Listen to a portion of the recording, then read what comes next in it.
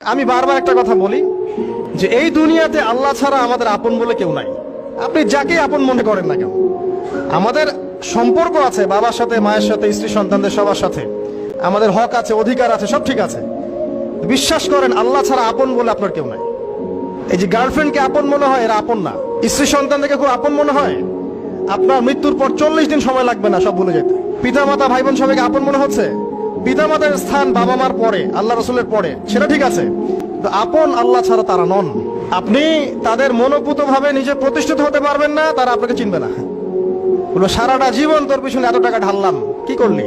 কিছু করতে পারলি না। আবার এখন যারা পিতা মাতা হয়েছেন, সন্তান থেকে আপন মনে হচ্ছে, দেখবেন এই সন্তানকে আপনি আপনার মনোপুত ভাবে সম্পত্তি দিতে পারবেন না, ভরণ পোষণ দিতে পারবেন না। এই সন্তান বড় হয়ে আপনাকে বৃদ্ধাশ্রমে পাঠিয়ে দিতে পারে, নাউজুবিল্লাহ। অথবা আপনার সাথে এই সন্তানই খারাপ ব্যবহার করবে। আপন মনে হচ্ছে? আল্লাহ ছাড়া কেউ আপন না। আল্লাহ ছাড়া আপন কেউ না। আর আল্লাহ ছাড়া সত্যিকার অর্থে আপনাকে আমাকে ভালো কেউ বাসে না। শুধু আল্লাহ আপনাকে ভালোবাসেন। এটা আপনারা হারে হারে উপলব্ধি করবেন যত দিন যাবে ইনশাআল্লাহ। তাই শুধু সেই আল্লাহর জন্যই নিজেকে খালেস করে দেন, আর যার যার হক তাকে তাকে দিয়ে দেন। দুনিয়াতে শান্তিতে থাকার ফিলোসফি বলছি, philosophy of happiness in this হায়াতুদ দুনিয়া, সেটা হচ্ছে যার যার হক তাকে তাকে দিয়ে দেন, নিজের হক আল্লাহর কাছে চেয়ে নেন। আর দুনিয়াকে আপন মনে করবেন না, আল্লাহ ছাড়া কাউকে আপন মনে করবেন না। আপনি সুখে থাকবেন ইনশাআল্লাহ। দুনিয়ার দাসত্ব করবেন, আল্লাহ ছাড়া অন্য মানুষদেরকে আপন মনে করে নিবেন, দেখবেন আপনি পদে পদে কষ্ট পাবেন। কারো কাছে আশা করেন না, কষ্ট পাবেন না। আমি এই প্রসঙ্গে কথাগুলো বললাম যে দুনিয়াকে আপন মনে করতে নাই, আর আল্লাহকে আপন মনে করতে হয়। আল্লাহকে আপন মনে করলে তখন আমার উপর কিছু দায়িত্ব চলে আসে। কি দায়িত্ব?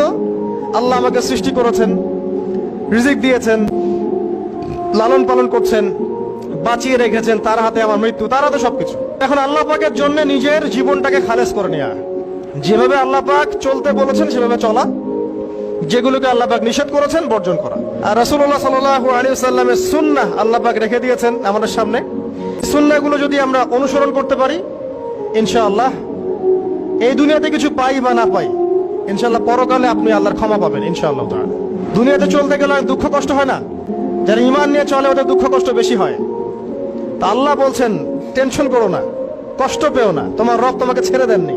ওয়ালা সাউফা ইউতিকা রাব্বুকা ফাতারদা, তোমার রব তোমাকে শীঘ্রই দান করবেন আর তুমি সন্তুষ্ট হয়ে যাবে।